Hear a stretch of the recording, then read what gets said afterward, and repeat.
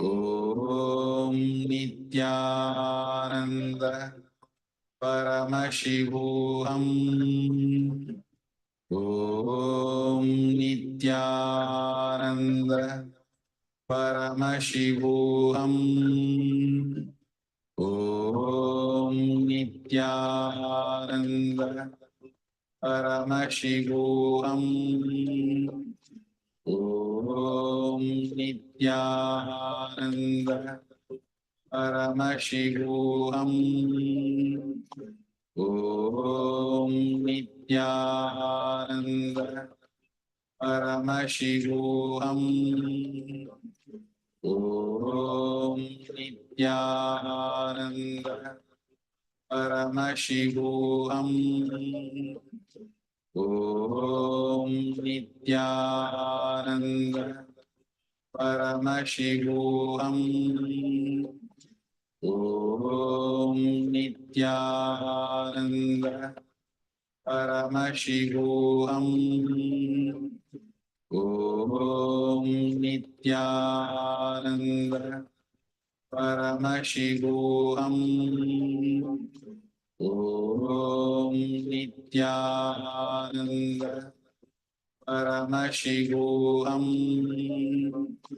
Om Nityananda Paramashivoham. Om Nityananda Paramashivoham. Om Nityananda Paramashivoham. Om Nityananda Paramashivoham. Om Nityananda.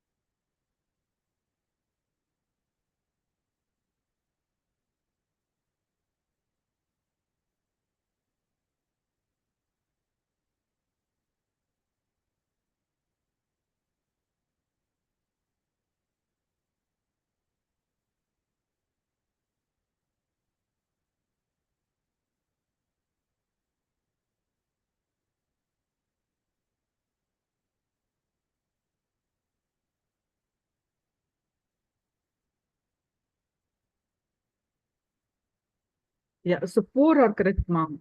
There's no crystal, but rest all over there. Yeah. How about Jayanti, ma'am?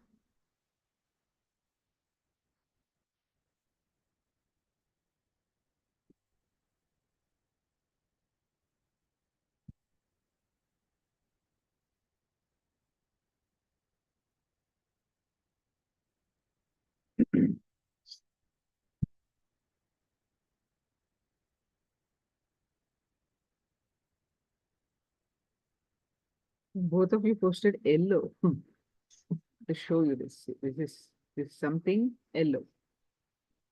Yellow, something, I don't know what you mean by recipient, but yeah, a light and a printer. Yellow cloud. The color correct. All right. So now that you have learned, you have understood the 3 types of karma. What is karma? How it puts you in depression, what needs to be done. So now, everything starts when you decide to break the karma. everything. So decide to break through the karma.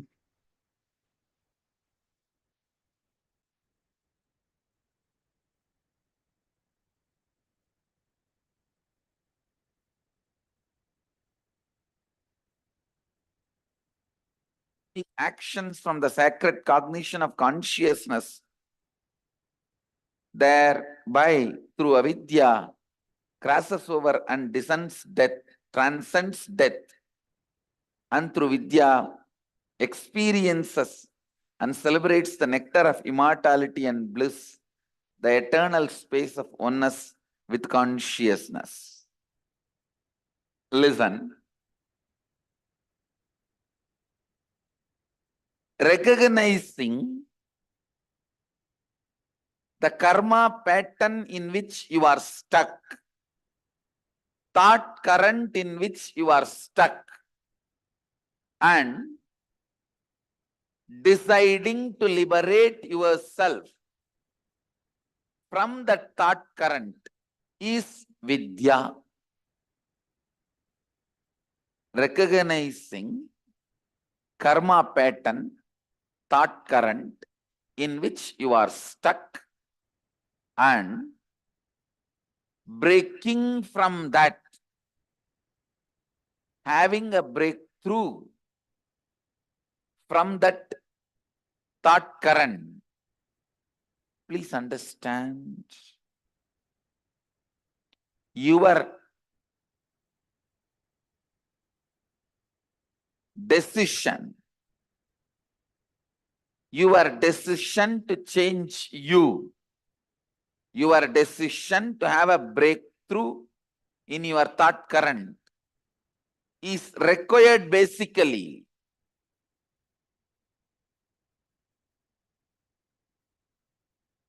to have any breakthrough and have liberated thinking.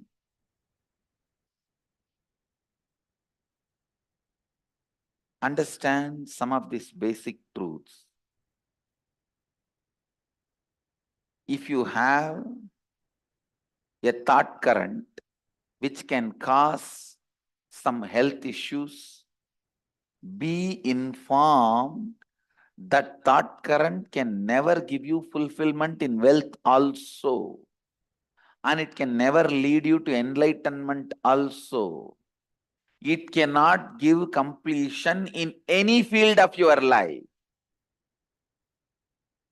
Understand? I am not saying enlightened one will not fall sick.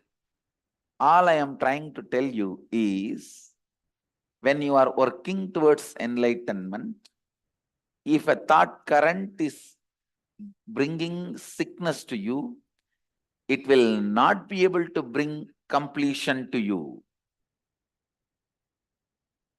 Means, the thought current which you are entertaining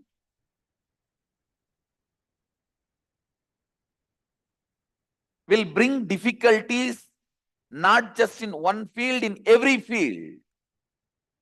So the repairing of thought current is not going to help, only replacing it is going to help.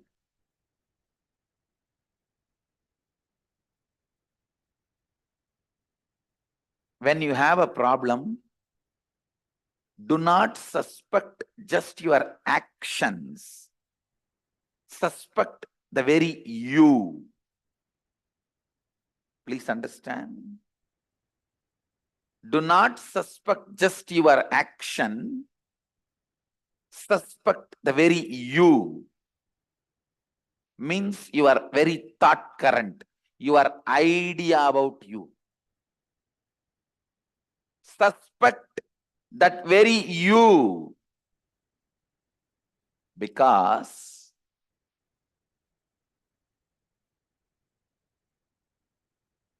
change, transformation, reinventing yourself, having a breakthrough from karma pattern All this is easy and doable in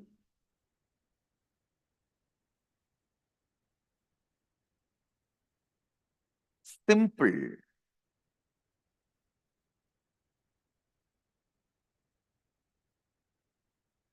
decision of suspecting your very thought current. Please understand. Most of us go on suspect our actions.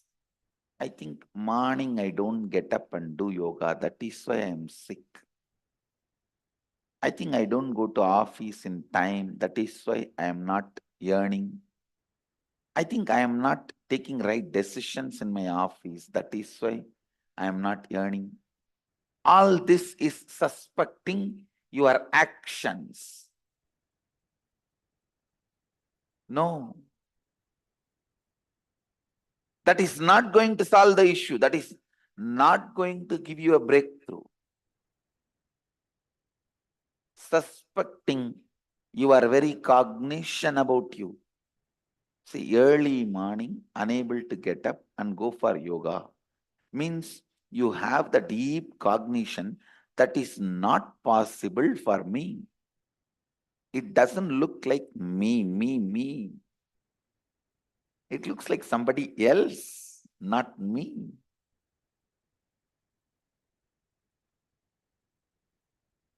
The man who can doubt his thought current will go beyond self-doubt. Actually, the ultimate yourself can never be doubted. It is self-effulgent.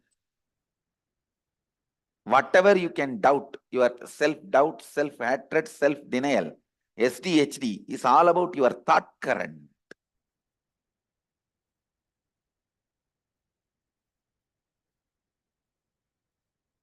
You should doubt your thought current, which is creating SDHDs in you, and complete that SDHD. Self-doubt, hatred, and denial. Please listen. Do not confuse the words. I am giving you the exact essence. The thought current which you are having about you, the cognition you carry about you, that is what you celebrate as you, even though that is not you. What you celebrate as you need to be doubted. And the completion need to happen for the doubt by dropping that very self which you cognize as you.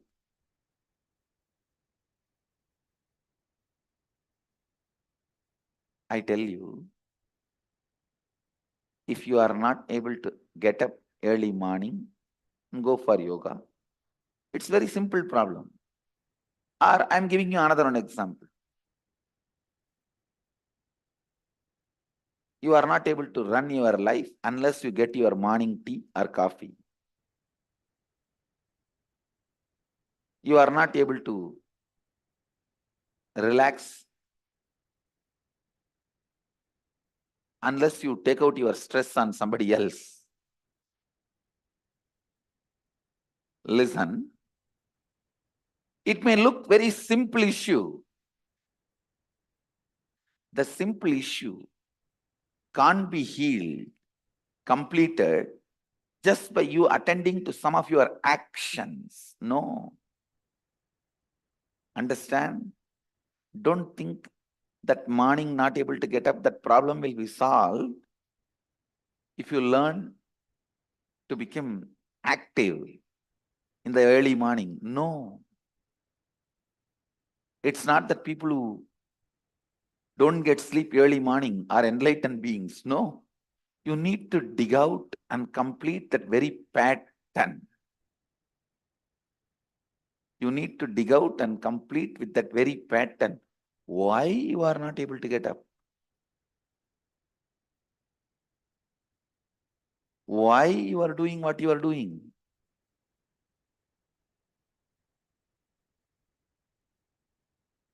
Partially attending or looking into your problems will never solve the issue. The very thought current need to be renounced.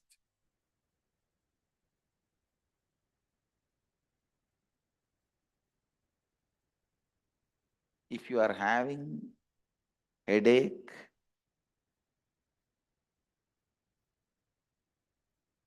be informed. It will not just resonate in your head, it will resonate till the end of your life. Wealth, relationship with others, contentment, everything. Everything. Because it is the thought current. One of the most paradoxical thing in the life is, listen, one of the most paradoxical thing in the life, whenever you need to attend the whole, you attend the part. Whenever you need to attend the part, you attend the whole. It is very unfortunate. Whenever you need to attend the whole, you attend the part. Whenever you need to attend the part, you attend the whole. The very thought current with which you operate need to be replaced. The very thought current need to be renounced.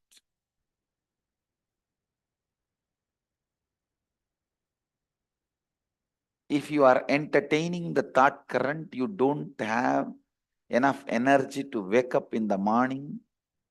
I tell you, even if you have billions of dollars, you will be constantly craving. You don't have enough money to do what you want.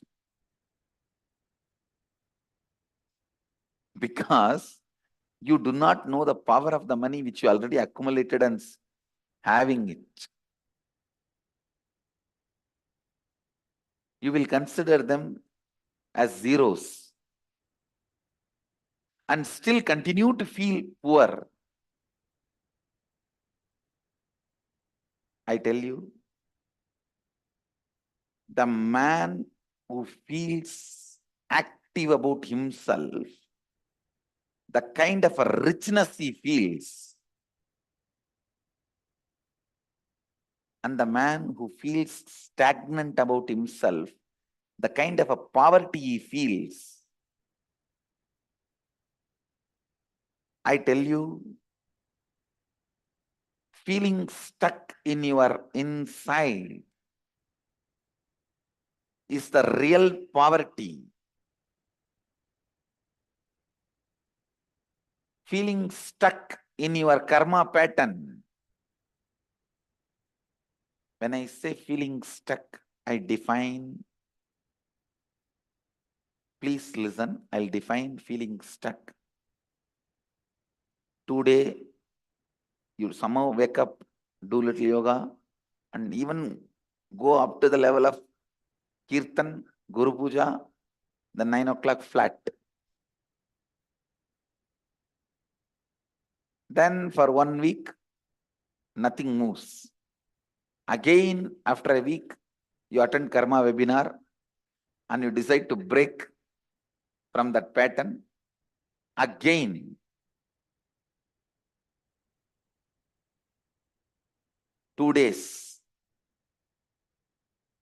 things move.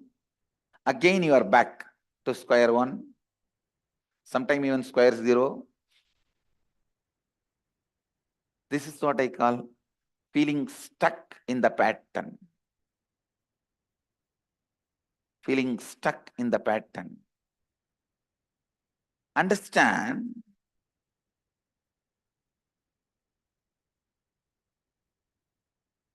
unless you give a breakthrough, you give a break for yourself, unless you decide to break from this karma pattern,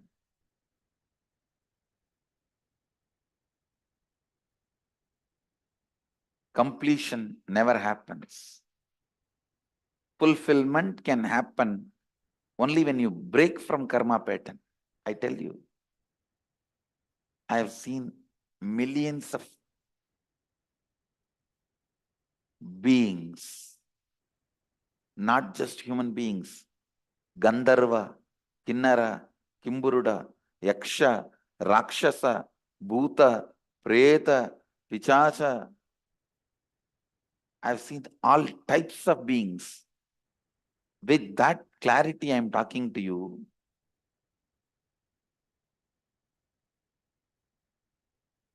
Person who is stagnant, who feels stuck with the basic issues of body, even if he has billions of dollars under his disposal, even if he owns billions of dollars, he won't feel himself as wealthy or rich. He will not. I'm telling you. In two plates, if the highest health in one plate and the highest wealth in the other plate, if it is kept and stretched in front of me, I'll choose highest health. I tell you, because what you feel about you decides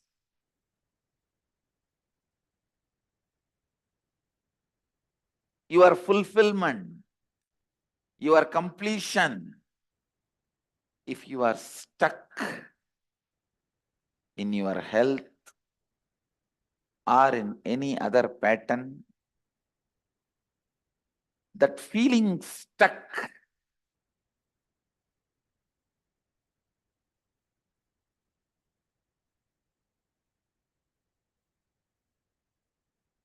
gives you the deep sense of poverty and feeling deprived, that life is not fair to you. Life is exploiting you. Sometimes I have seen just a simple skin color, people feel life is not fair to them because it has not given them fairness. The madness of fairness which occupied the slave India from the colonial period still continuing. I tell you, the day the stupidity of madness towards the fairness disappears, that is the day of independence for India. Really. Still, we worship and glorify fair skin. You are taught fair people won't lie. Now just see in your life, unconsciously you go on behaving. Fair people won't cheat. Fair people won't lie. Fair people won't be bad people.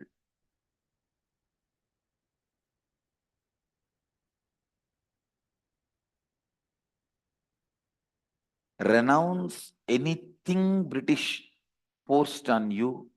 Only then you will find your true identity, O Bharat. I'm talking to you, O Bharat. Listen. Renounce the karma pattern forced on you by British. Only then you will have a breakthrough.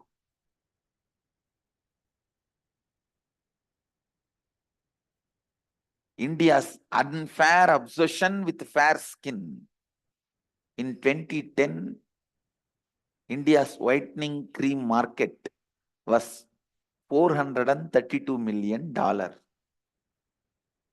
It is increasing 20% a year.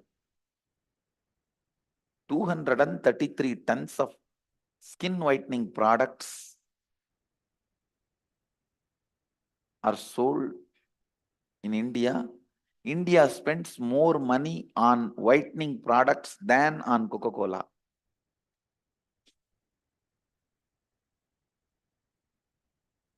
Country's karma pattern, the slavery.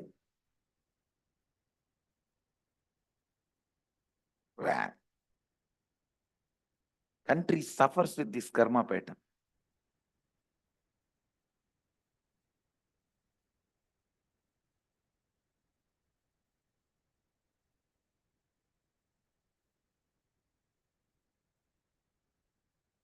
I tell you, as long as you don't give up this whitening attitude and idea, you won't get out of slavery.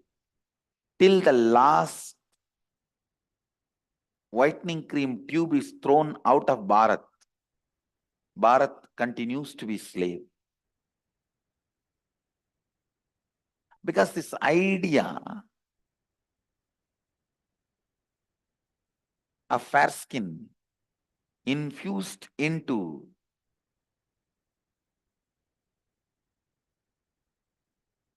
especially the common men who are not thinking deeply, the amount of suffering they go through, stupid. Amount of suffering they go through, stupid. The karma pattern.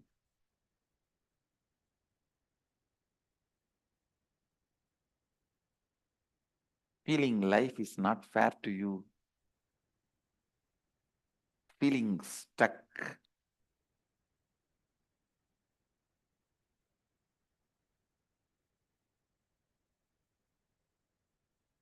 Remember one thing, unless otherwise, you liberate yourself.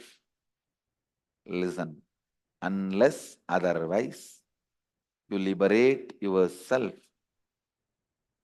from this karma pattern, thought current, completion is not possible.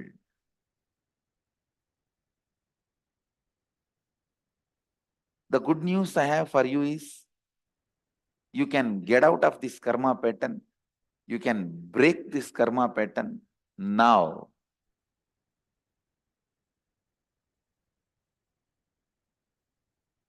The great news I have is, all it takes is just decision.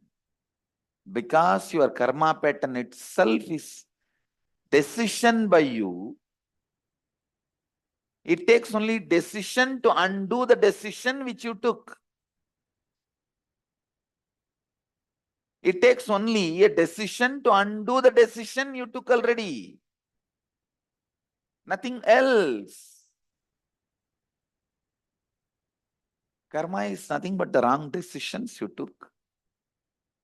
Just the right decisions will make it happen.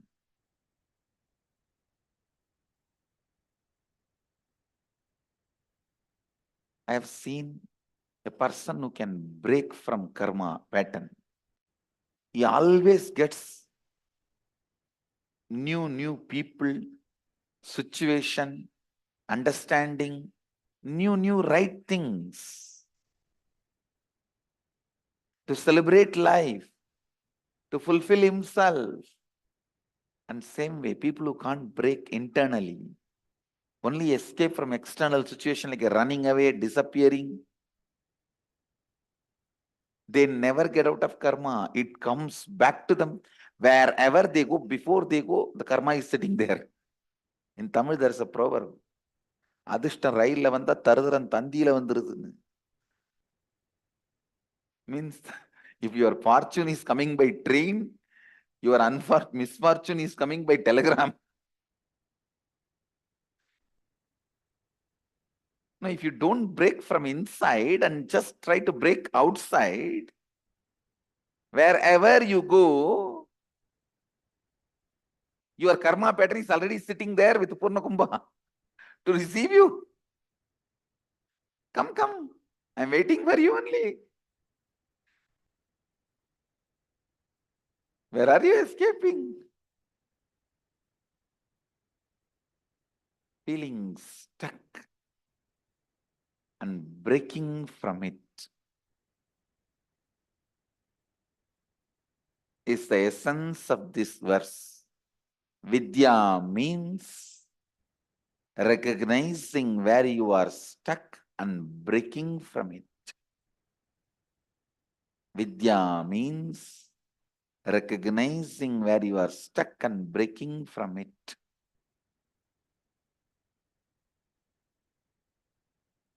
A strong, pure, ferocious decision to reinvent yourself. Understand this word. Strong, pure, ferocious. You can't be light with yourself. One of the most stupid method of functioning human beings do, they are ferocious with others and light with themselves. It should be the other way. Be ferocious with you to reinvent yourself and light with others.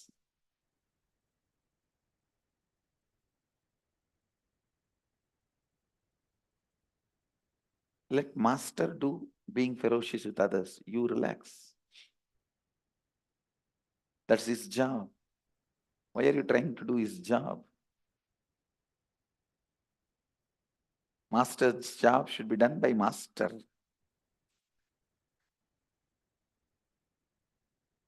Be ferocious with yourself to reinvent yourself.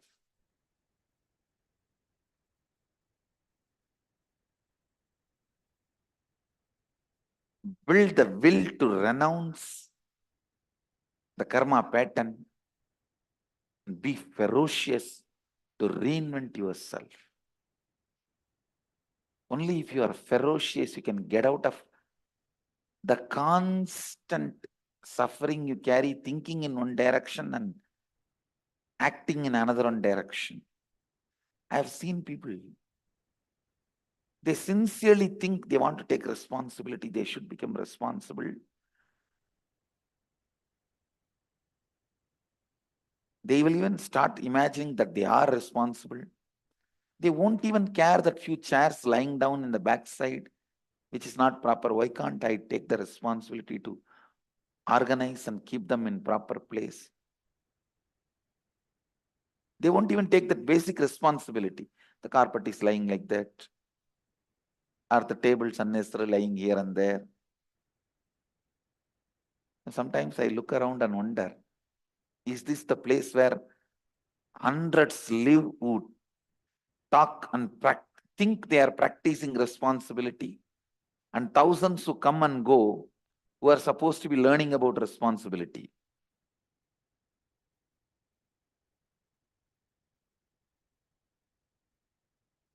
And I laugh because we want to take the responsibility to change the whole world, but not the hall where we are sitting and practicing. That's what I call vasana. Go on thinking in one direction and go on acting in another one direction.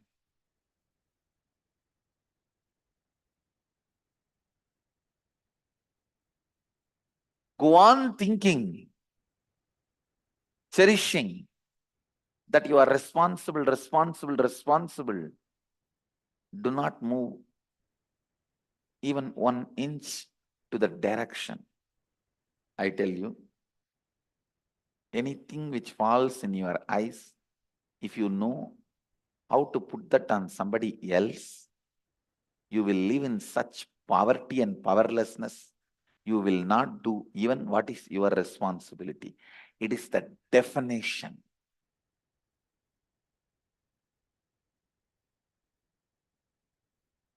A man who can't organize, It's for all of you. If you can't organize those chairs lying, I'm not cursing.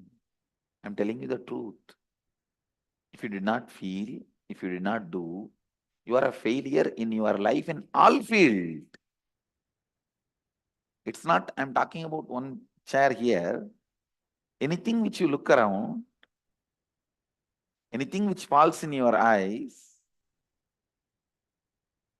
if you know how to dump it on somebody else unconsciously, you will be dumping everything in your life same way to different non-existing beings.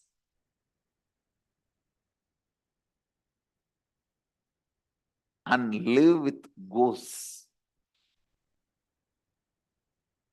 Responsible person lives with reality. Person who can dump responsibility on others live with ghosts. Bhutas.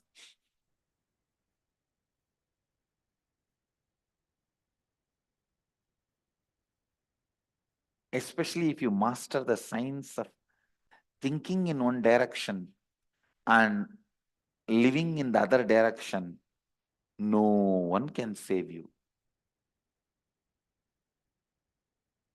That is the worst pattern a man can build.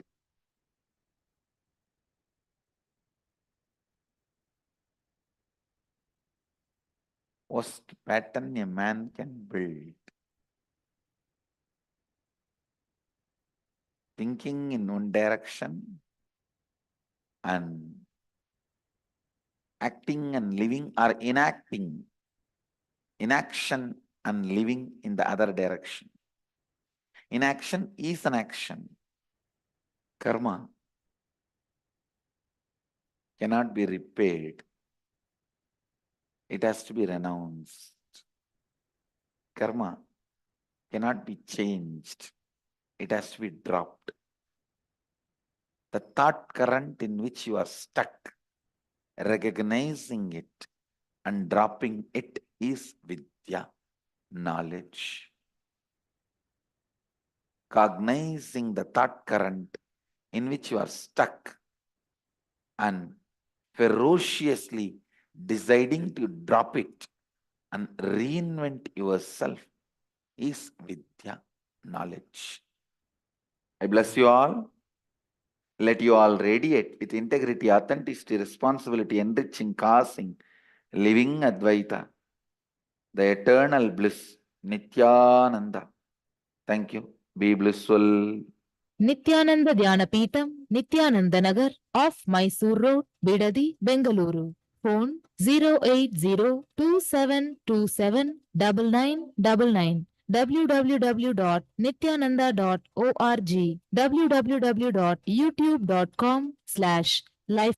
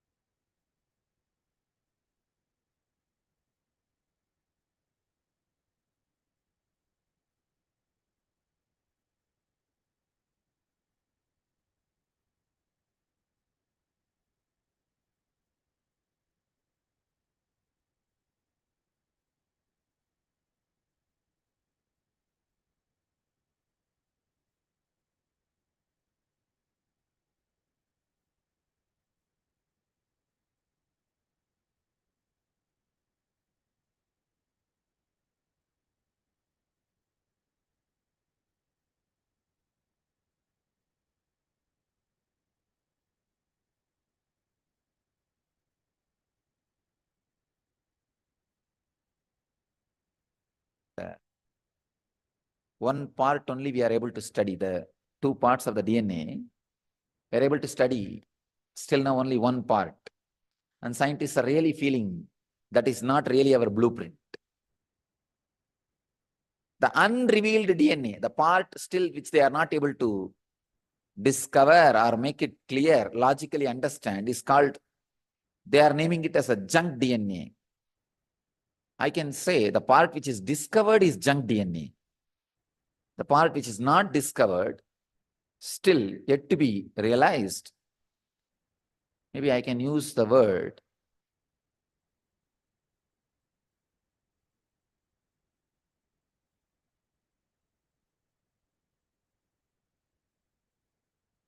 even the words like a biomemory, all these are too small words. They are using the word junk DNA or shadow DNA that contains information about who you really are on a level of spiritual beingness.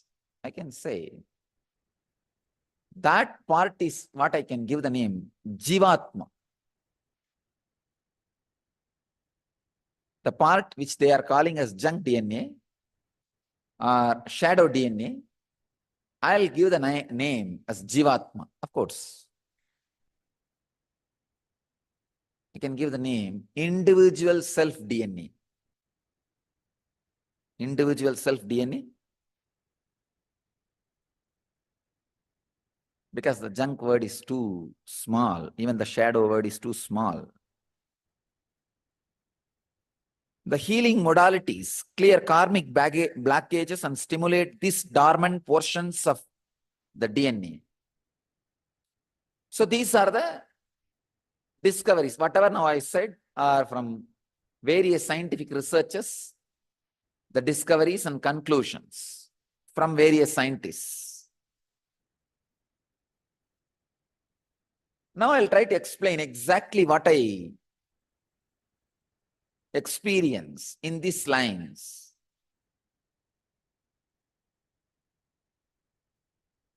Scientists are absolutely right when they say there's two parts in DNA. Only one part they are able to study, which is responsible for form and diseases. There is another part which is responsible for spiritual gifts. I tell you, the other part which is responsible for spiritual gifts only carries this extrasensory power, all the siddhis. That only carries the divine personality. Understand? That part of the DNA only constantly fights when I evolve you. Whenever the evolution happens, that DNA only fights. That is why when you fight with me, you will see that whole body pains. See, when you are conceptually fighting with me, whole body will pain. Because it is not, you are not fighting with me, you are fighting with part of you which I am awakening. Understand?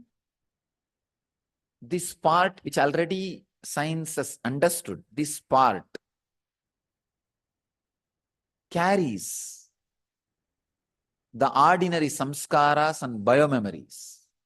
See, this carries the microcosmic samskaras, whatever you got in this body, those samskaras. From the body of fish to this body. In Indian tradition, Vedic tradition, we claim fish is the first individual which has a capacity to collect samskara.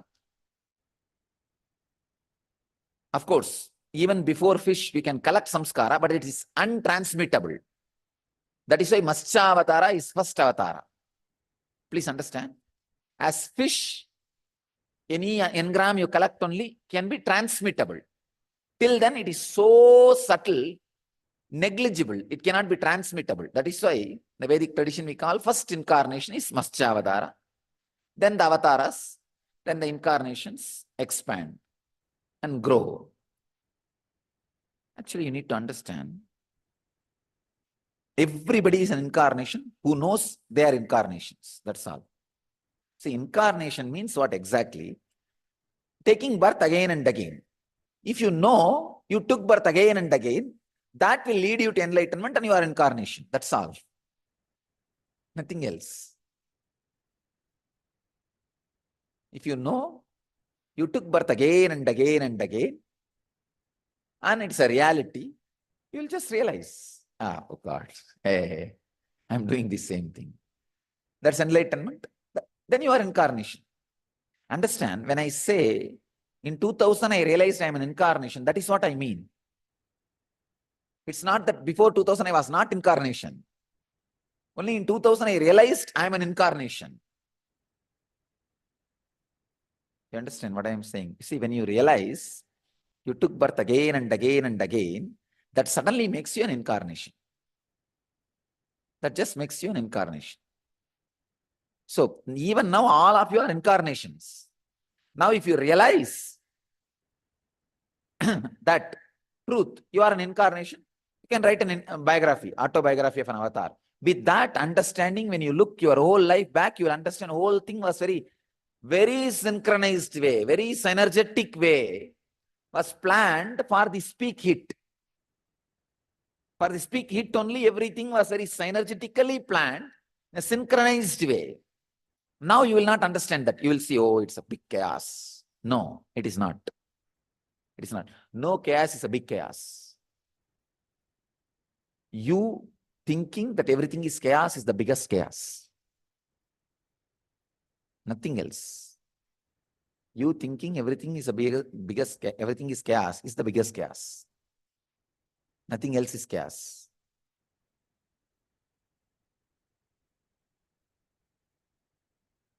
It's a very revolutionary idea, which I heard from Ram Surat Kumar, that Yogi Ram Surat Kumar, saint who lived in Arunachala. Many of you have heard about him, and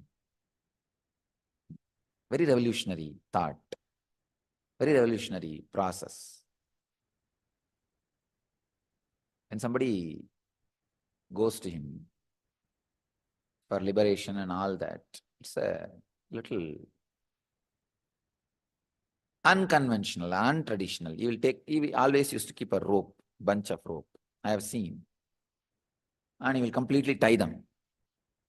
He will tie their leg, he will tie their hands, and he will make them sit. Sometime even 24 hours he will make them sit. And those poor fellows have to be sitting. And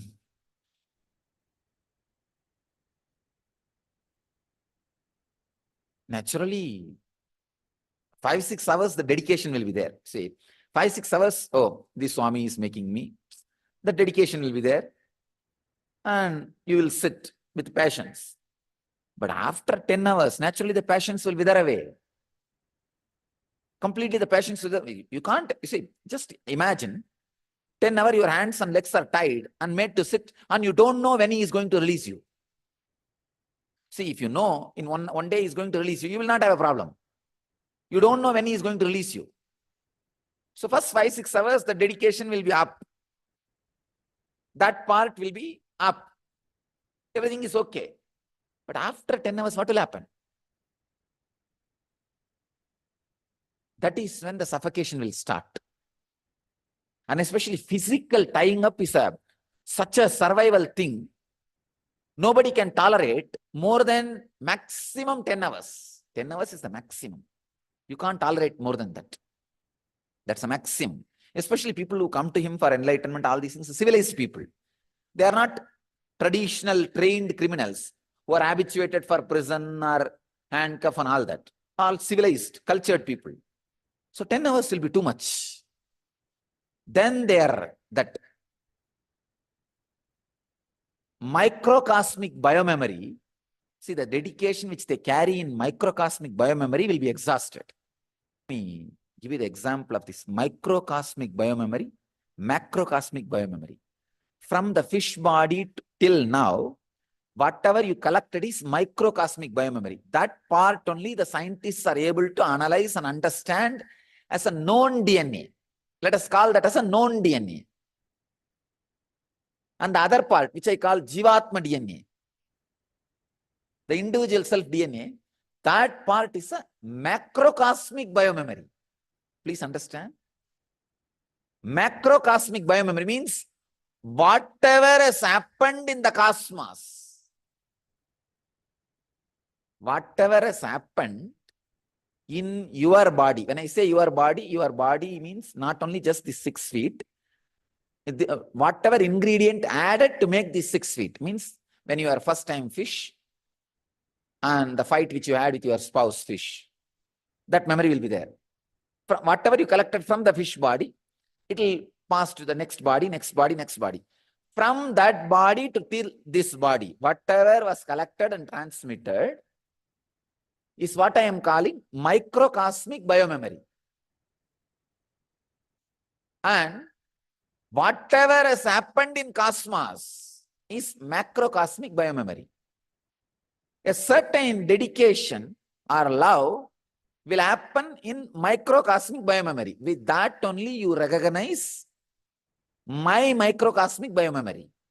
See, in my microcosmic biomemory, something extraordinary expresses. So your microcosmic biomemory's dedication recognizes that. And after some time, the 10 hours passes. The 10 hour will be over. This Ram Saratkumar's 10 hour. If you see his photograph, he will always be having a thick coconut fiber rope, kaya rope. He will be having it. So he will tie the people with that only. He will tie their hand and leg very tightly. They can't move. And after that, he will put the hands on the leg and tie it. And those fellows have to be sitting. In 10 hours, that microcosmic dedication, microcosmic biomemory dedication will go away. That devotion will go away. That will be exhausted. After that, when the suffocation starts only, he will just sit and wait. He will watch how they are irritated. And by 10 hours, they will start telling him, no, no, no, leave us, it's okay, wait. And then he will ask, so this is your dedication for enlightenment. He will make them very clearly understand that their microcosmic biomemory strength is only this much. Only this much spiritual experience can be acquired by them. See, it's like your microcosmic biomemory's dedication gets attached to my microcosmic biomemory's expression. Now I want to define God. Whatever you don't have is God. All that you don't have put together is God. That is why you are attracted to God. So whatever your microcosmic biomemory does not have, my microcosmic biomemory has it. That is why that attraction. But the funny thing is, your microcosmic biomemory's attraction, how much dedication it has, that much only I can pour. I can't pour more than that. But your greed demands more pouring. More pouring is demanded. So within the 10 hours, he will make them understand that this much only can be poured, understand. And there are few people, very intelligent, I have seen at least 2 cases.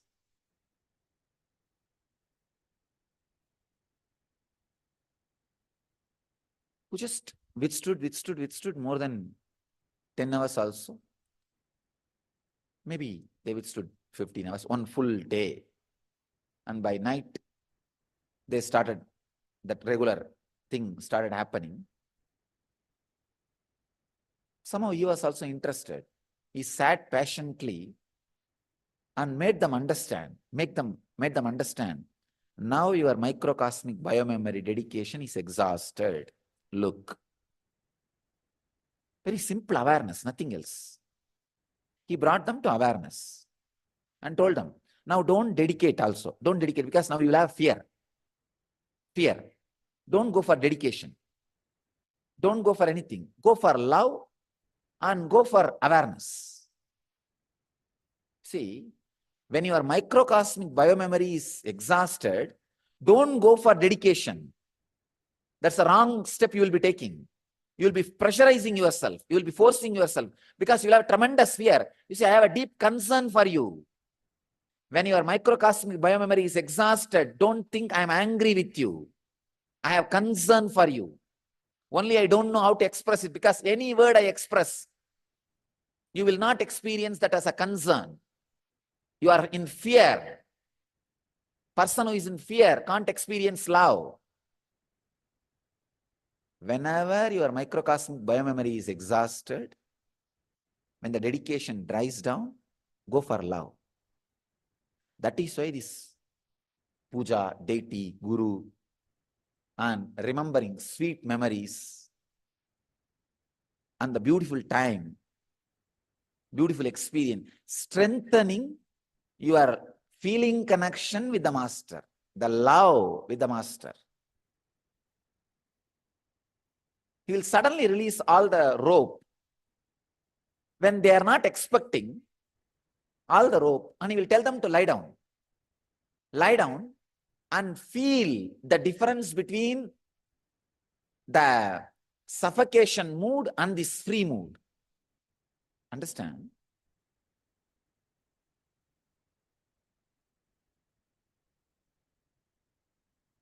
See, when the microcosmic biomemory dedication is exhausted, the love which he shows is like a drilling. You see, it's like a two-layer.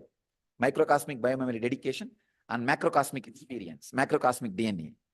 When that gets exhausted, the dedication is exhausted, he will drill them with the love. That drill will open up this macrocosmic experience. When they lie down, I have really seen completely, not just their brain, pulse rate will become 0. I have seen at least 2% whose pulse rate has become 0. He'll make them, he did both persons separately, not at a time, separately. I have seen he made that person lie down on that samadhi, tomb of Tirunnamalai. In Tirunnamalai, there's a burial ground where he used to live regularly. He made that person lie down on the tomb. After that, removing the rope, I have seen that person becoming 0, that pulse rate becoming 0. It's like a step-by-step process, that biomemory. He will agitate it, then exhaust it. The dedication, the biomemory will go away. And the funny thing is, he knows exactly where that person is caught. He will not use this process for everybody. He knows exactly where the person is caught. And somehow he will agitate exactly that samskara by talking. By talking, he will exactly awaken that samskara. One fellow gave the promise to him, I saw in this too. It's a very beautiful process. Promise to him that I will not move till you leave me. I won't bother. So he sat and really he sat whole day and did not get agitated. Then he had a dog. He threw the dog and he sent word through that dog, the Narayana Swami, the another one mantric saint about whom I have spoken in my biography. He sent word for that guy. That guy came. And both of them are smokers. That guy is a specialist in having a mirror, and he will apply some kind of a anjanam, that black eyeliner on the mirror, and whatever he wants, he will show it like a TV. So this Raghupati Yogi was making this fellow sit. He is sitting, this guy is just sitting. One day passed, but this fellow is not agitated. This Raghupati Yogi sent word for that Narayana Swami. That Narayana Swami came. And this Raghupati Yogi said, in a very, Yogi Ram Swarat Kumar, he said, in a very casual way, hey, show him what is happening in his house with his wife. That guy showed that lady was having some affair with somebody. This fellow's only attachment was with the wife. So that fellow showed it, the TV showed very clearly that wife was having affair with somebody. So immediately that engram got agitated. That agitation happened, got awakened. And this fellow immediately wanted to go to the house. He's telling, leave my rope, leave everything, I wanted to go there. And somehow this Raghupati Yogi was able to, Ram Swarat Kumar was able to slowly talk to him. Now tell me, you gave the promise that you will work till the end. Now I only brought and awakened this agitation. Now even if you go, what are you going to do? What can be done? Nothing can be done. So understand, this is the biomemory in which you are stuck. Why the microcosm? See, When this microcosmic biomemory and macrocosmic biomemory meets, that area will be very thick. That microcosmic biomemory's last layer will be very thick. It's like a coconut. When you grind the coconut, finally the shell will be very thick. The white part will be very soft. That will all come away. That's what is dedication part. That coconut part is the engram. When there you start digging, it will create sound. That layer, his layer, that layer for him was his deep attachment to the wife. So that social conditioning, the wife has to be only for me. See, please understand the concept of rape, concept of sex, concept of child abuse, concept of brahmacharya, concept of multiple relationships, concept of this polygamy or monogamy, all these things, now what we have are completely European civilization's concepts. Somehow, the Ram Swaratkumar explained, and another important thing is that devotee decided to stand by the master's words. It is actually fortune. I tell you, that last tip is always fortune. Because which side you jump, that's all. There's nothing else. I tell you guys are fortunate. All of you had the tipping point. Blessed are you guys. Don't take the blessing for granted. You are fortunate. You tipped this side, my side. I can say, fortunate word may look too mystical. Decision to decide. Decision to decide. This guy decided to decide. So I could see very clearly. He drilled it. Means Raghupada Yogi was able to drill it. Drill that layer. That macrocosmic biomemory got exhausted, and the thick layer also he drilled it. The moment that drilling happens, the moment the microcosmic biomemory drilling happens, the macrocosmic biomemory rushes into it. This is what I do in a very subtle, small way, Anandagandha Chakra. Very small scale. You see, in Anandagandha Chakra, it will lead only to that macrocosmic experience when you close your eyes and sit. But in the life itself, see, it's like what is Anandagandha Chakra? You know, in that coconut shell is there. That all that coconut fiber, coconut part, right part, fruit part, that is taken away by the, that is what is microcosmic biomemory. Only if one hole I make in that shell and macrocosmic biomemory gushes through that one hole, it is called Anandagandha Chakra. If the whole shell is broken, it is called Jivan Mukti.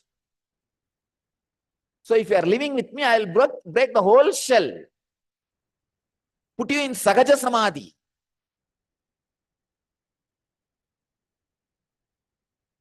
Because I am a macrocosmic biomemory, I grind you both sides. See, my form, microcosmic biomemory of me, is only grinding the fruit side, the white side. And my macrocosmic biomemory, me present everywhere, that will be grinding you from the shell side.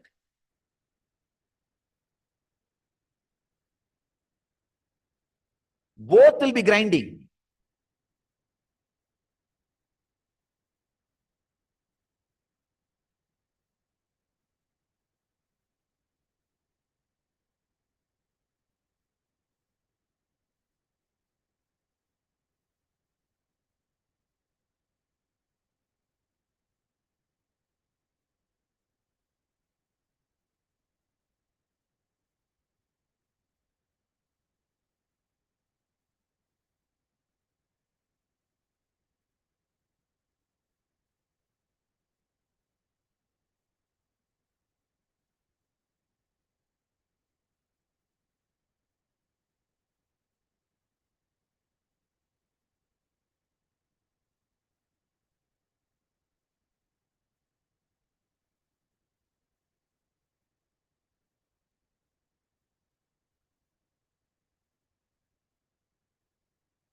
this macrocosmic biomemory obeys prayer.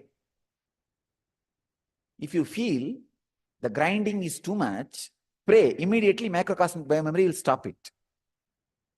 Or if you say, no, I want this to go on. Let it be done. Let me be done with it. Then it will go on. Please understand, this microcosmic biomemory, which is responding to you, is that is only cleaning the fruit side, the white side. It will be drilling, drying, and drying. That how much that fruit thickness, that much only is the dedication. When all the dedication is exhausted, when that n-gram crushing is happening, that's where that sound will come. That sound is coming means that n-gram crushing is happening. N-gram crushing is happening. See, when that sound comes, this microcosmic biomemory will not move further. It cannot move further. The macrocosmic biomemory only will be pushing further. Means like your hand only will be pushing. Understand this coconut drilling, you will understand exactly. This macrocosmic biomemory only will be pushing. Means the cosmic Nityananda only will be pushing. If you pray, it will stop. It will stop. And it will relax. It will give you the relaxation. And another one thing, the macrocosmic Nityananda pushing will not even be known to microcosmic Nityananda. I do not know. But I know the pushing is happening. That's all. I do not know how it is happening. Understand? If something like that happens, be very clear. Cosmic Nityananda is concerned about you. Means the macrocosmic biomemory is concerned about you. Otherwise, it does not need to send information to microcosmic biomemory and make that express it to you. If you are sitting hiding from me, if I send somebody and call you, be very clear, macrocosmic biomemory is calling you. Because in so many things, where is the microcosmic biomemory's time? Where is the place or time for all these things? And many time, I do the actions which I do not logically think.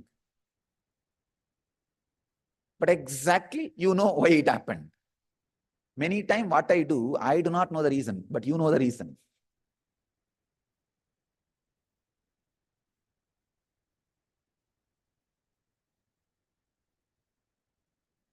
The problem is you think I know the reason. That is where the problem happens. When you think I know the reason, you start abusing me, thinking that I am drilling you. No. Microcosmic biomemory is innocent. Leave me.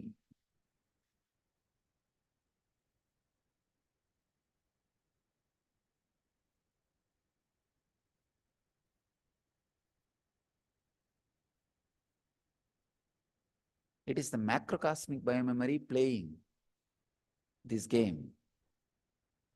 But one great thing about the macrocosmic biomemory is it listens to your prayer immediately. If you say, no, it is too much, please wait, it will just wait. But waste of time. But it will wait. It will wait for as long as you want. If you say, no, go ahead, it will open up. See, when the microcosmic biomemory exhausts, the layer which need to be opened is that second layer DNA. What I call as Jivatman portion of DNA. The self DNA. Understand? The self DNA. Why I call that as a Jivatman, because still it is connected to microcosmic biomemory. When the microcosmic biomemory is completely exhausted, then this unknown DNA, what they call junk DNA, shadow DNA, that part can be called as the Parabrahman or the God, the macrocosmic biomemory or Paramatma. You don't need to call that as Jivatma. As and now, microcosmic biomemory in you is known DNA. macrocosmic biomemory in you is Jivatman. In me, the microcosmic biomemory is Jivatman and macrocosmic biomemory is Paramatman. There is no known DNA in me. That is why I defy all the known DNA rules and philosophies. This is the information I forgot to tell. This is a punchline about this. Ram Saratkumar showing through Narayana Swami mirror to this guy. The funny thing is, after he made that person experience that silence, he calls it as a mauna. Mauna means the pulse rate becoming 0. He will check it from this point and that point, and I saw that that person, the devotee, experienced mauna. You will be surprised. After one day, the devotee went back to the house. The wife was not in the house in which the mirror showed.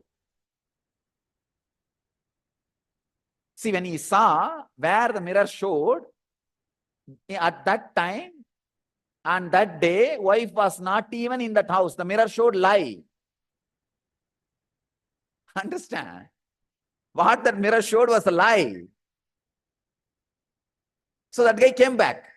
Fortunately, I was there when that guy came back again for next darshan. Then he asked, no, neither that she was in the place nor that affair was going on. It was a lie. Why did you do? How did you do? All Ram Saratkumar did was he was laughing. That's all. That was his answer. I don't know how you will make it, what you understanding you will have out of this. Means he simply created the whole scene. That's a punchline. That's a punchline. And he had one assistant to create that lie.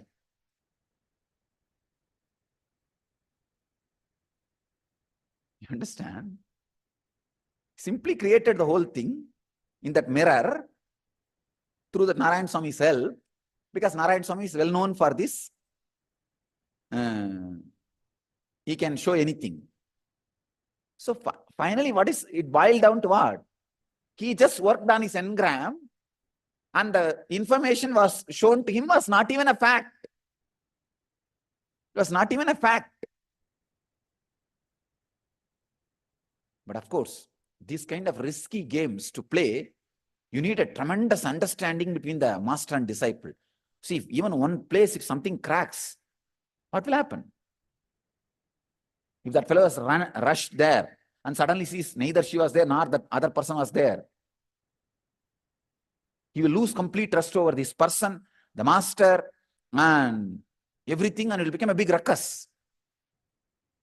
And when you lose trust over this kind of scenes, you will never, not only not come back to this master, you will never go to any other master for 3-4 janmas.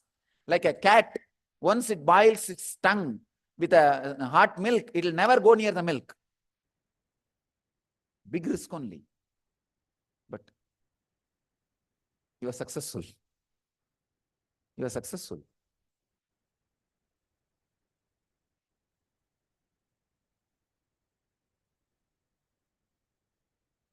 He had an infrastructure, dedicated disciple. In one day, he put that guy into the mauna state. He calls that as a mauna state. Nirvikalpa Samadhi as a mauna state. He put that person in mauna. This is what Ramakrishna calls as muhurta falling in place. Means somebody's child was bitten by a snake. He runs to the doctor for medicine. Doctor says, go. When Swati Nakshatra was in the high peak, it should rain, and there should be a human skull in which the rain should fall, and a frog should try to jump that human skull, and a snake should try to catch it, and it should miss the frog and bite the human skull, and the venom from that snake should fall into the human skull, mix with the Swati Nakshatra rain water in human skull. Bring that. If you give that to the child, your child will be revived.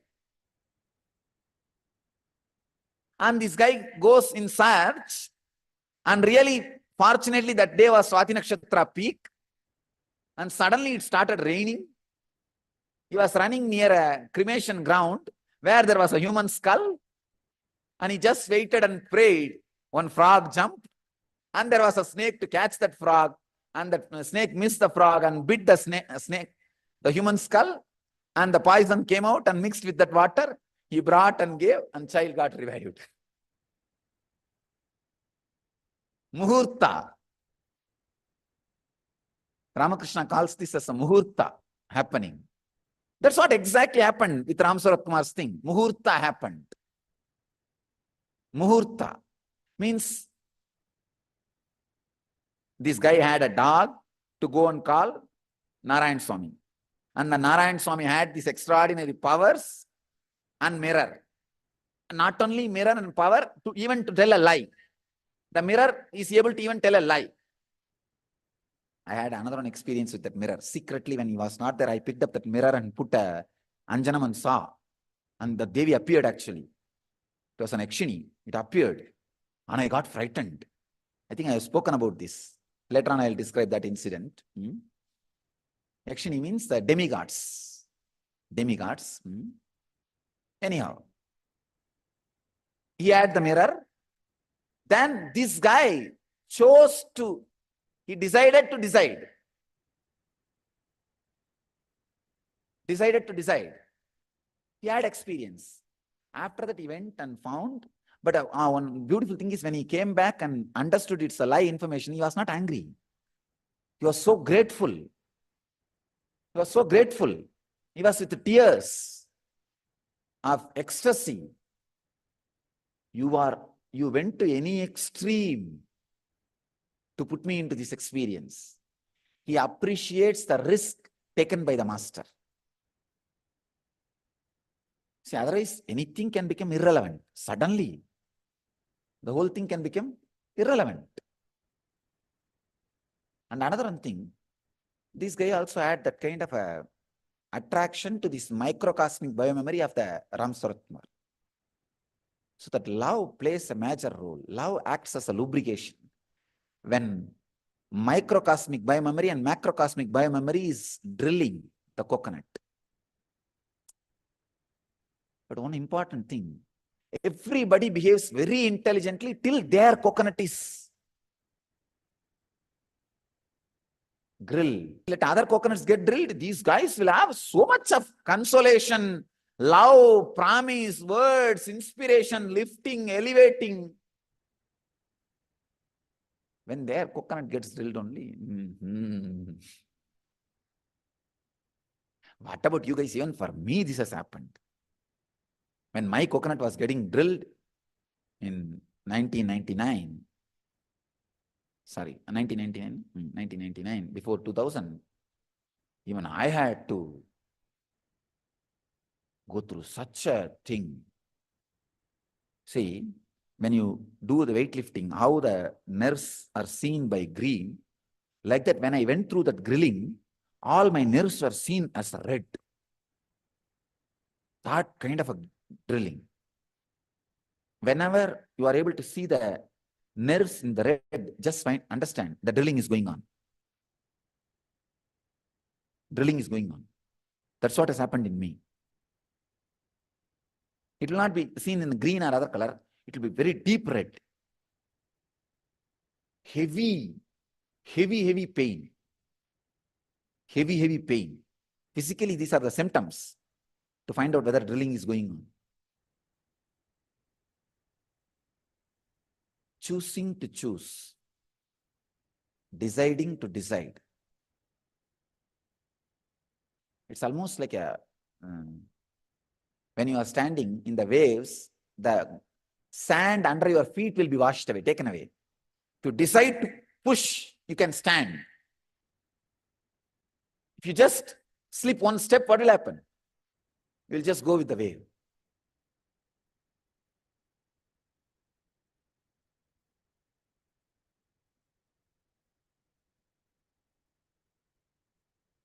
Whenever, actually in Ramakrishna Mission, two fellows used to do this job of drilling. Brahmananda and Vivekananda. These two are, especially Swamiji is a great master. Whenever he needs lubrication, he will send them to Sharada Devi. That's why I say Sharada Devi is the Sangha Janani. Sangha Janani. She always took care of that lubrication and managed and helped people to decide. During the moment, they need to decide. During the moment, they need to decide. She used to stand.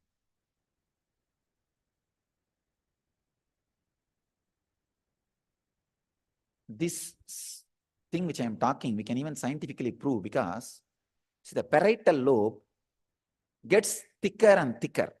For example, for normal man, it will be only 10 units thicker. I'm giving you the example. I'm revealing all these things so that future people can do research. Normal man, 10 units only. The first spiritual experience level will be like something like a 20 unit. See, from 10 to 19 unit, growth will not be a problem at all. You will not even know. But the 19 to 20 jump time, there will be a strong thickening process. That breakthrough time. That's what I call this drilling. That a shell getting drilled.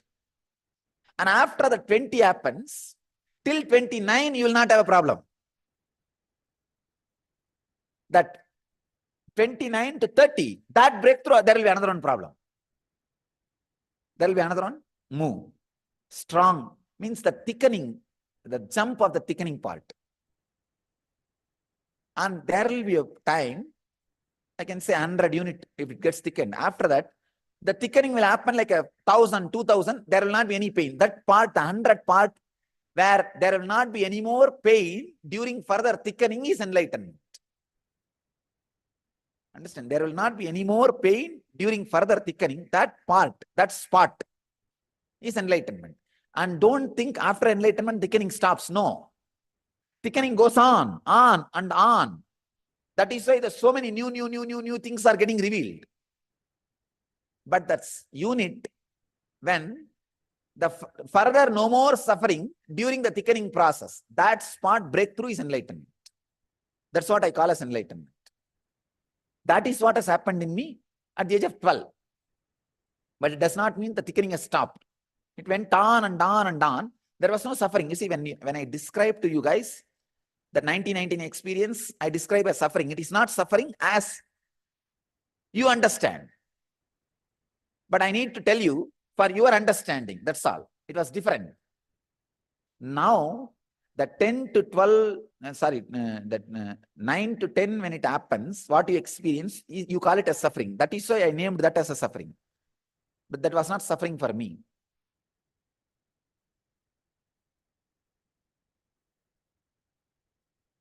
One good thing, when drilling is not happening exactly in you, when your shell is not getting drilled, listen all these things carefully and keep it inside. So that when shell gets drilled, it will be useful. Because when your shell gets drilled, these words will not be useful. Only love will be useful. Only love and care will be useful. These words will not be useful. This will not be useful. If your shell is getting drilled now, these words will not make sense for you. Maybe if you feel, I have love for you, that is why I am uttering these words, that idea may be useful for you. If you don't have that idea, then these words have no use for you. If you are not getting drilled, if your shell is not getting drilled now, then take these words and keep it. It will be useful for you.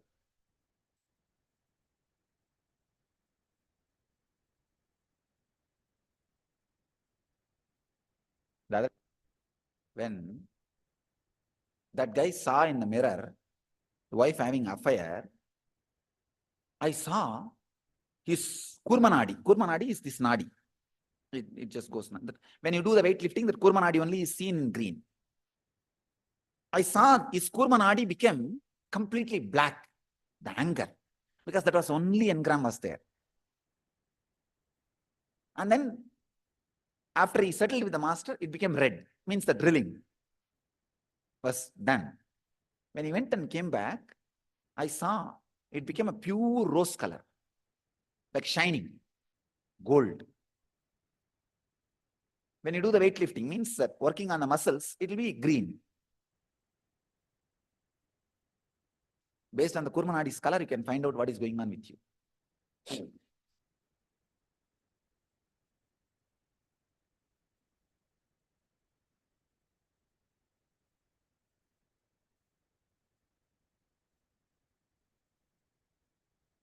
During the grinding, you need a love of a person who does not support your negativity. That is important thing. See, sometimes you will get a wrong company. They'll give you the love and support, but they will support your negative side. That is the most dangerous thing. You need somebody who will give you the love, but who will constantly remind you to stand up on positive side. Stand up on positive side. Stand up on master's side. But unfortunately, if you have a friend, that person is giving shraddha to you. Understand? That person is not giving food to you. He is giving shraddha to you. Understand? Giving food is different. Giving shraddha is different. Even though both the time rice only is offered. If that guy is giving you the love and giving you to stand with the master, he is giving you food. You are saved. But he is giving you the love and supporting your stand. Shraddha is getting done. Pitrubhyo swaha. He is giving only shraddha to you. Death, destruction.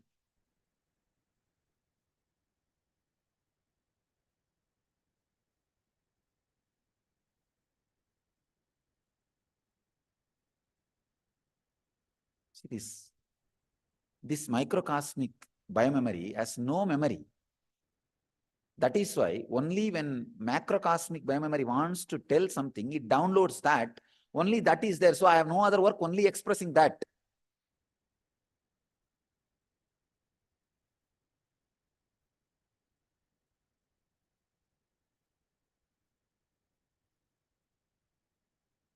It just goes on and on and on and on and on.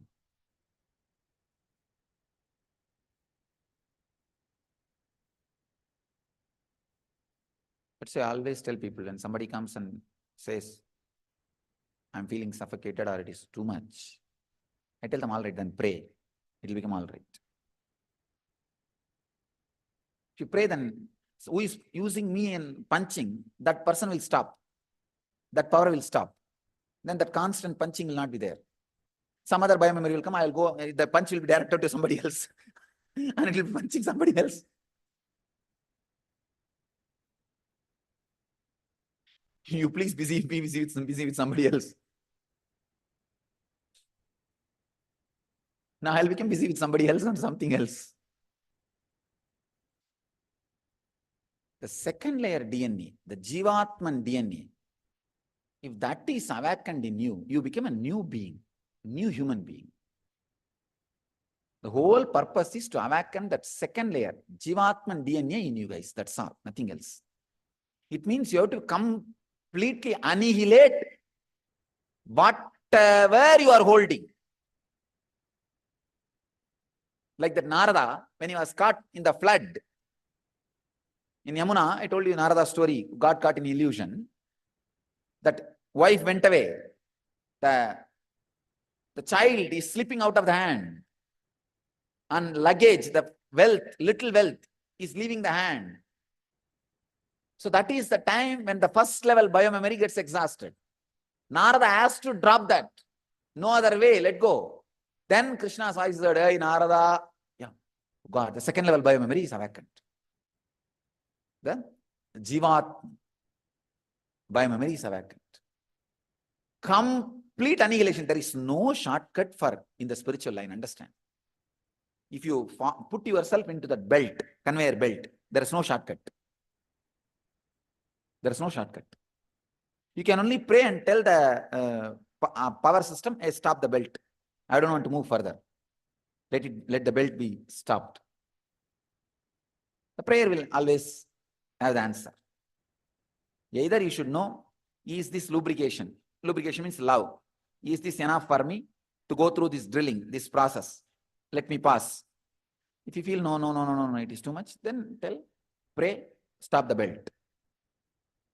That's all. There's no shortcut. There's no technique or shortcut.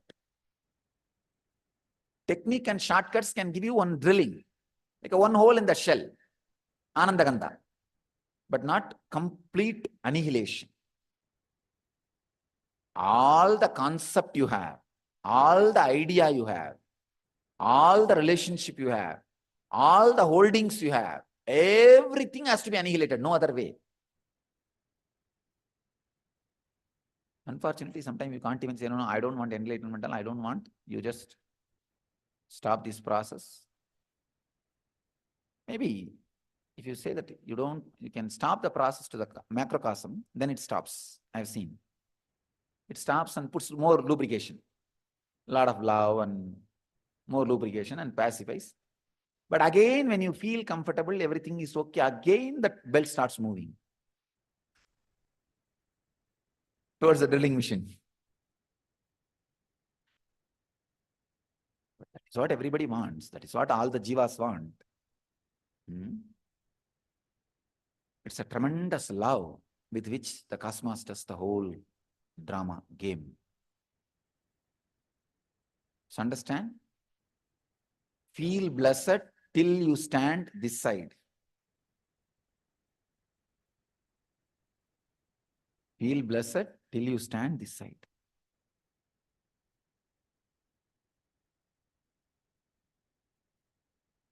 Allowing this macrocosm to play. Even while you are not allowing, just allowing that you are not allowing. Understanding you are not allowing, but it is going to happen.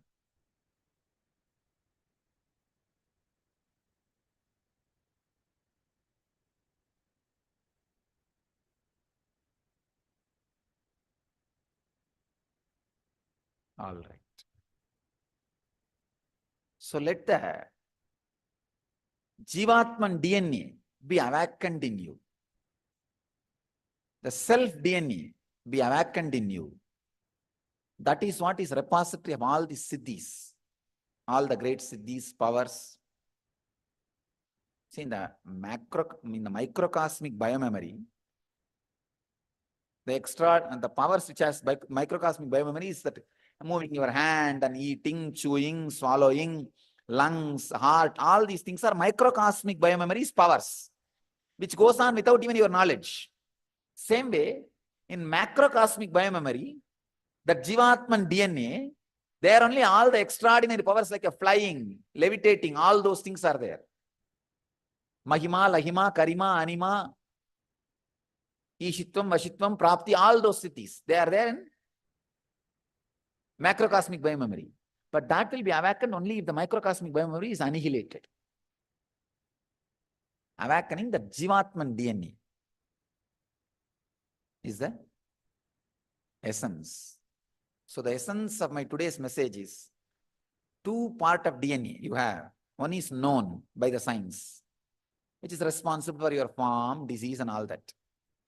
The unknown, the second one is unknown, which scientists call as junk DNA or shadow DNA, which I call as Jivatman DNA, self DNA. Awaken that self DNA, because that has all extraordinary powers. Life will become extraordinary joy when that is awakened. And the known DNA will dry. Those biomemories has to be dried. No other way. It cannot give you the life. That is not your blueprint. That is not your blueprint. You need to know that. As long as you catch that as a blueprint, life will be struggle. It will be struggle. So catch the macrocosmic DNA, allow that to open up. Life DNA, allow the Jivatman DNA, self DNA to open up.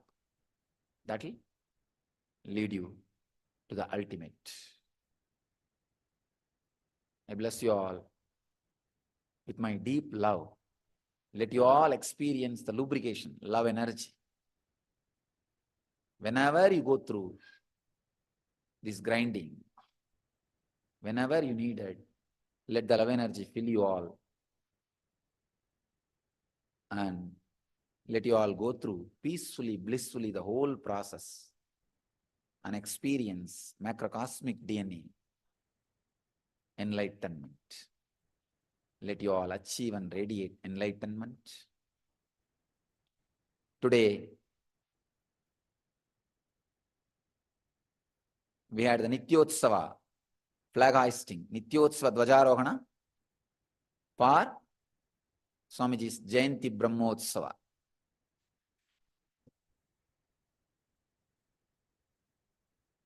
Jayanti Brahmotsava 2011.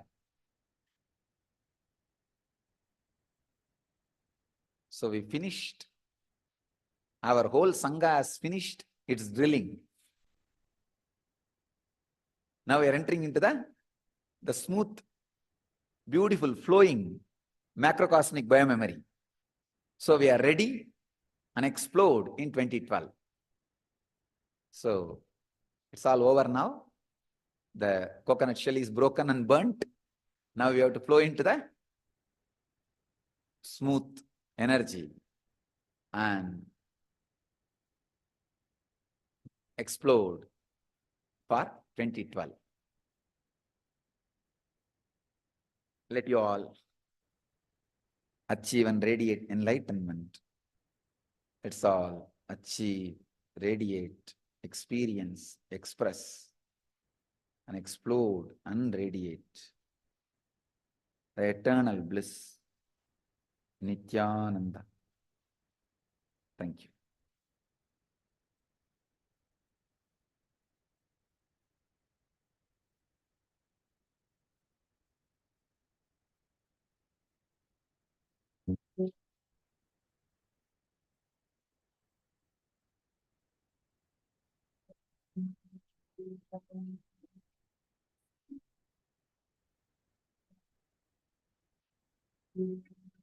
All that I need, all that I know, I have to you, Swami Nityananda.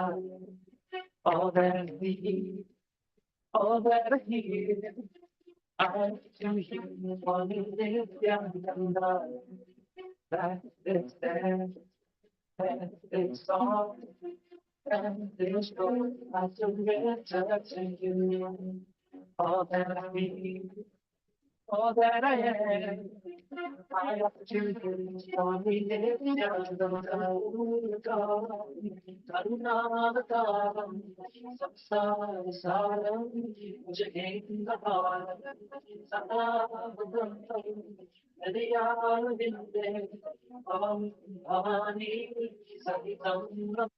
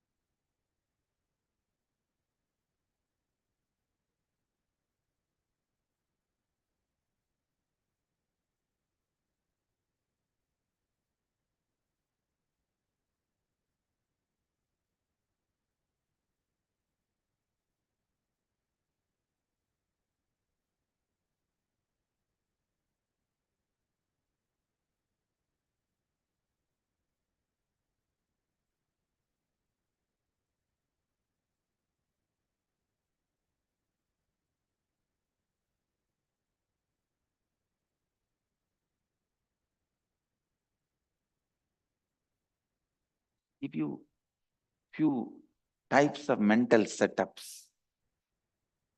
Some people decide against life, seeing the suffering in the life, and by becoming powerless to face life, they decide against life. I tell you, I can give you an example. At the age of 6, when you are in school, your teacher asks some question. Who is the Prime Minister of India, first Prime Minister of India? You put your hands up and jump and shout, Mahatma Gandhi. Whole class will be laughing at you. And at that time, you feel naturally, oh, I have done something wrong. I should not be putting up my hand and jumping like this. I should keep quiet in a crowd. This decision, even after you become 47, when you are sitting in a meeting, you are the CEO. Even then, if you have an idea, you won't speak out directly in the group. You will tell somebody else, and that person will tell that to the group, and he will get the name.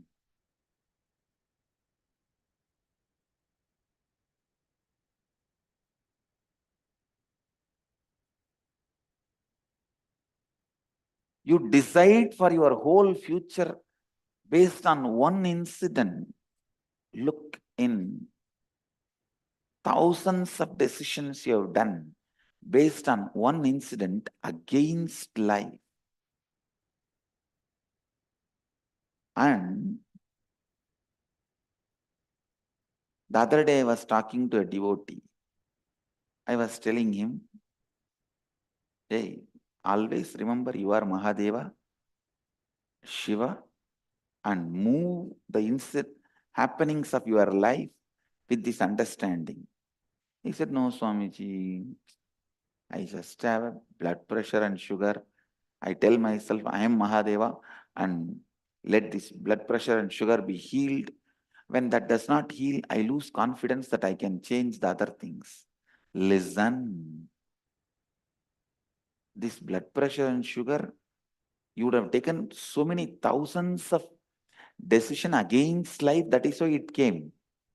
So now when you decide for life, decide at least few times till that whole part starts listening to you. See, your decisions against life has become a big chunk in you. You may not need to kill all of them, but you need to create the decision for life, at least to drive them enough. Each time your decision against life becomes one soldier against you. If there are 2 million soldiers inside you,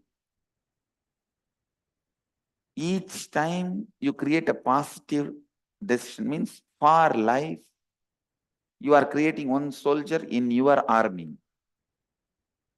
Now, you don't even have to create an army for you to kill the opposite army, but you have to at least create the sound, noise, that they should run away. So if you have taken 1,000 decisions against life, at least 10 decisions for life you have to take. Only then all those 1,000 decisions against life will be nullified. Many times you decide against life just because of a simple incident, for small reasons. So understand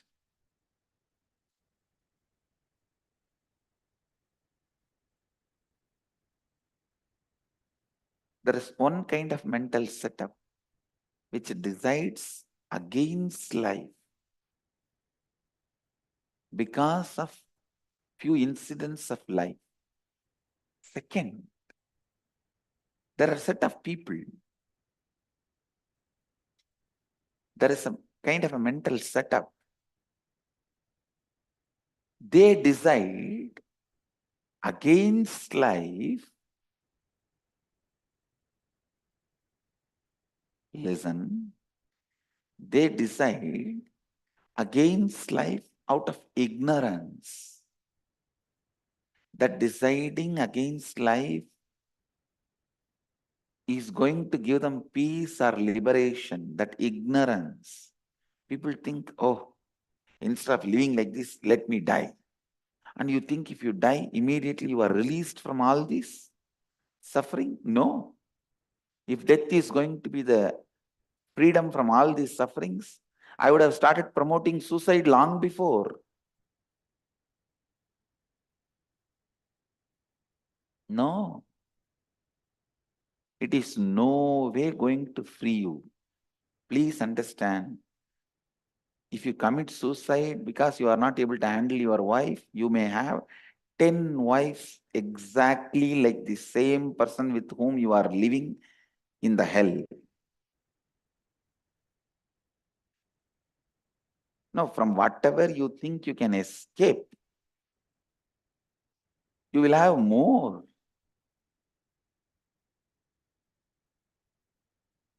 You will have more. And unfortunately, in the hell, you don't have a choice of committing suicide. So out of ignorance, people deciding against life.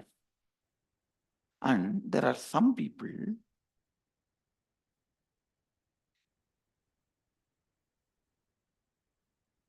who want to choose for life, decide for life, but do not think that is what cosmos wants you to do. Don't sincerely, authentically stand by it. They say, all right, now I am deciding for life and let me see how much it goes, how far it goes. After 2 days, one small shaking, immediately they fall back. They collapse. Again, they start entertaining the thoughts. I think instead of this, let me better withdraw. Please understand. All withdrawal you did is against life. Whether you withdrew from your job, thinking that it will be too stressful and responsible, or you withdrew from your love affair, thinking that it will not be possible for you to stand and give a fight against the people who are opposing you, or you withdrew from your career or responsibility, or you withdrew from your decision of sannyas, whatever withdrawing is against life. Listen. Listen. Withdrawing is against life. See, before you start, spend enough time in analyzing. Is it non-violent? Is it not hurting others? All that do it. Because anything violent, hurting others, the moment you realize, you should withdraw. That is living Advaita. I am not speaking from that context. Listen. Withdrawing because you become powerless is against life. Sometimes you may withdraw to feel more powerful. For example, if you are taking the decision of killing and withdrawing from it because you feel it is violence, then it is right withdrawal. Actually, this withdrawal itself is decision for life. So this is the basic understanding you need to have.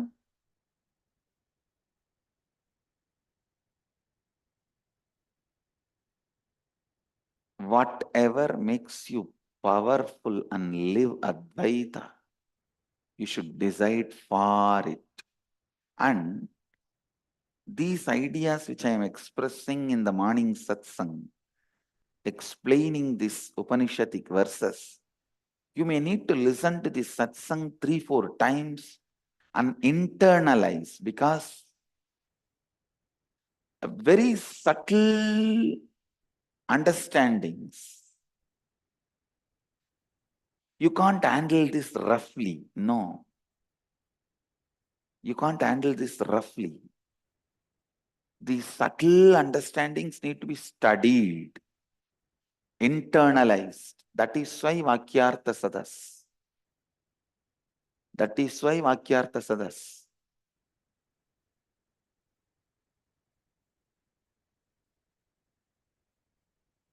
I have decided I am going to build 2 beautiful mandapas. Yagashala and Vakyartha Sadas mandapa. Every day Vakyartha Sadas will go on in the Vakyartha Sadas mandapa.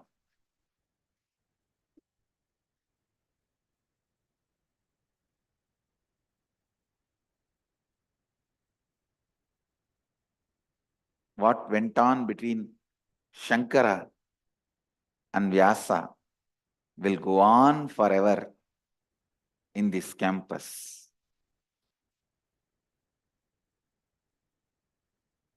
And I also wanted in all the ashrams, as much as possible, every evening have Vakyartha Sadas. Every evening have Vakyartha Sadas.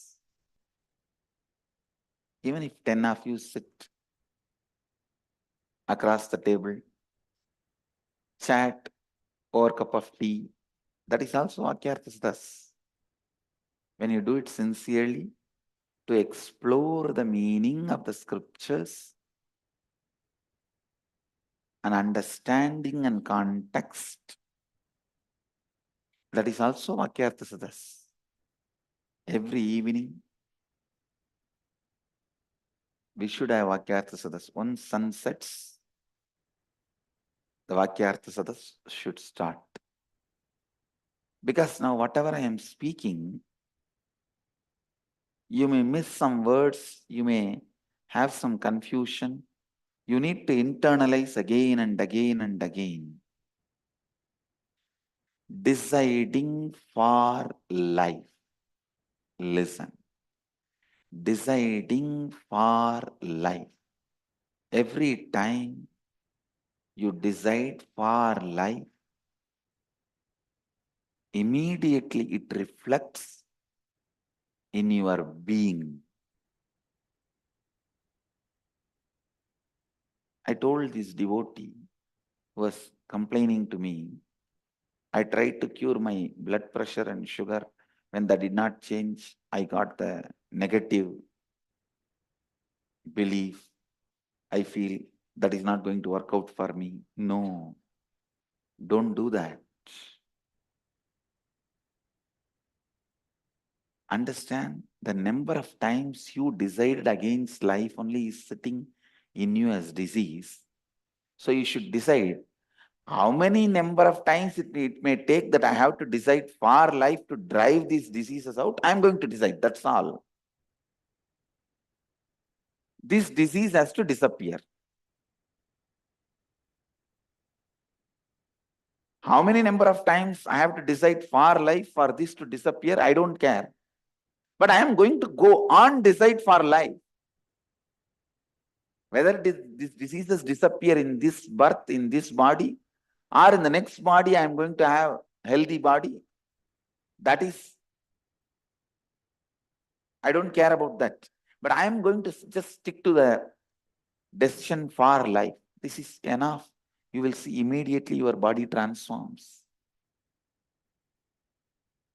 See, whatever you decide, you are going to decide forever, becomes the decision for life immediately.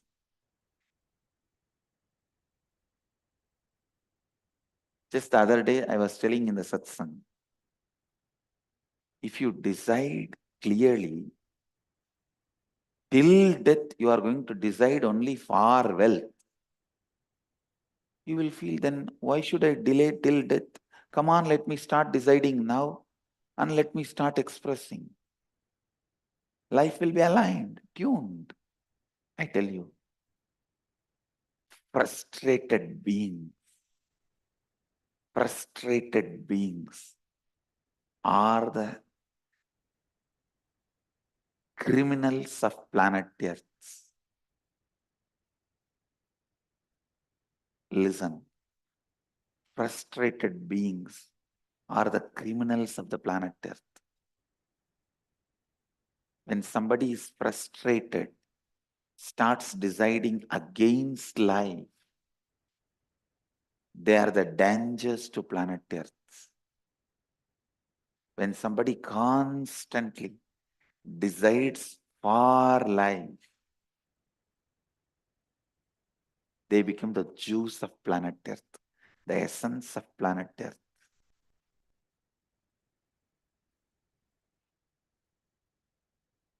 Listen, go on deciding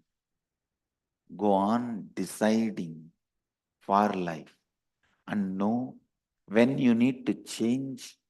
Even your change will automatically happen when you decide for life. For example, if you decide for wealth, thinking that is life, after some time you will realize much more than wealth, there is something in you which is more important for life. You will start deciding for that. That may be health. And after some time, you will realize more than health, something more important exists in you, that is life, that is enlightenment. So ultimately, if you go on deciding for life, you will decide for living Advaita.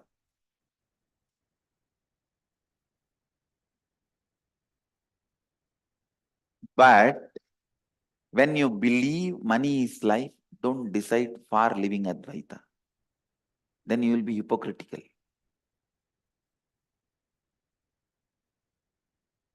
When you believe money is life, decide for money.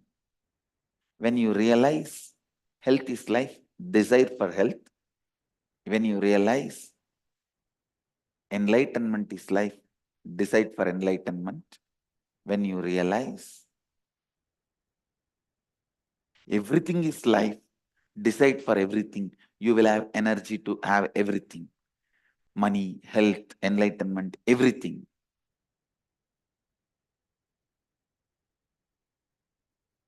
Deciding for life consciously in every step makes you free from all the karma. What is karma? Karma is nothing but your decisions against life sitting in you and harassing you, putting you in incompletion. Your decisions against life, which sits in you and puts you in incompletion, is karma. Is karma. Your decision for life liberates you from all karmas, all fears, all negativity. Evam tvayinanyate tosti na karma lipyate nare.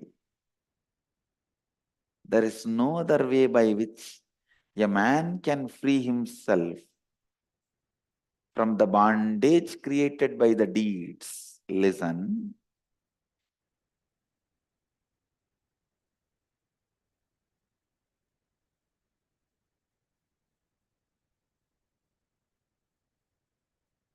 How much ever you hear all these things, you need to sit and internalize. That is why Again and again I insist, come here, experience inner awakening.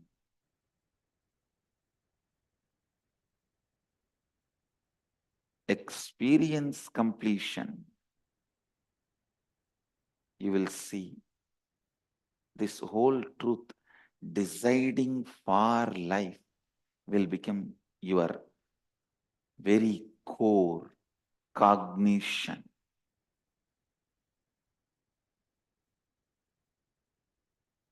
Kuruvannevega karumani jijivishechadagun samaha evam tvayinanyate tosti na karma lipyate nare. Understand? There is no other way by which a man can free himself from the bondage created by the deeds. This is the only way you can free yourself from all your past karma. Now decide for life, work for life. I tell you. People ask me, Swamiji, in the past I have done a lot of violence. I have eaten all the animals. I have killed so many animals. I have harassed so many people. How can I get rid of the karma? The only way Upanishad says, decide for life. Enriching is the greatest decision for life you will take. When you enrich somebody with wealth, your karma, your decision against wealth, your karma related wealth will go away. You will be free. When you enrich somebody with food, your karma, your decision against food, that will go away. You will be free from it. When you enrich somebody with a spiritual knowledge and enlightenment, all your past karma, decisions against life, bondage created by all the past deeds, all the karma will go away. You will be free from all the karmas. You will become a Jivan Mukta. You will live Advaita.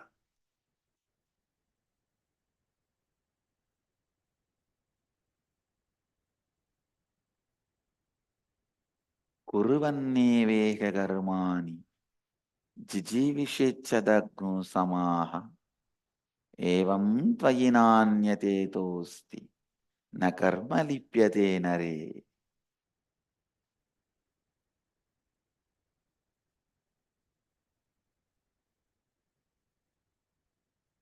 Na karma lipyate nare. Learning to decide for life. Learning to decide for life.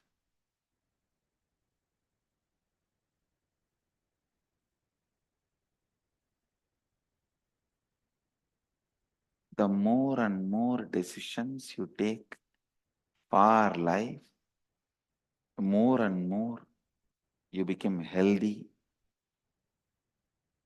you become wealthy, you become awakened, you become enlightened, you become being, living Advaita. I can say this is the essence of Hinduism, Vedic tradition. This is the essence of Vedic tradition. Decide for life. And when you decide Dharma is your life, when you feel Dharma is your life, decide for it. If you feel Artha is your life, decide for it. If you feel Kama is your life, decide for it. If you feel Moksha is your life, decide for it. If you feel all the four are your life, decide for it. Deciding for life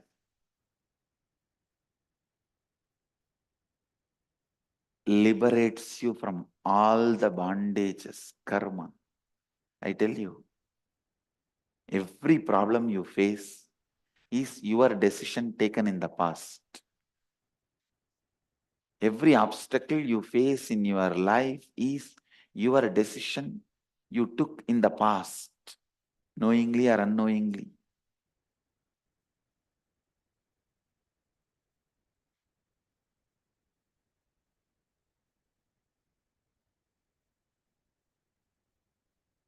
You can decide now strongly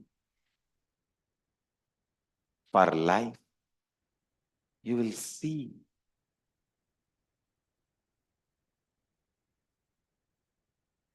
everything, all the best things of life expressing itself. All the best things of life radiating itself. Upanishads are so clear. They are declaring there is no other way. Evam tvayi na anyatetosti na karma lipyate nare. If you want to be liberated from the karmas, there is no other way. There is no other way to be liberated from the karmas. There is no other way man can free himself from the bondage created by the deeds. Kurvan neveha karmani jijivishecha daggum samaha evam tvayinanyatetosti na karma lipyate nare.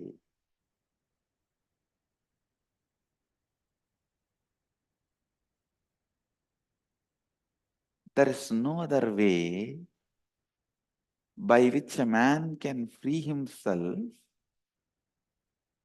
from the bondage created by the deeds.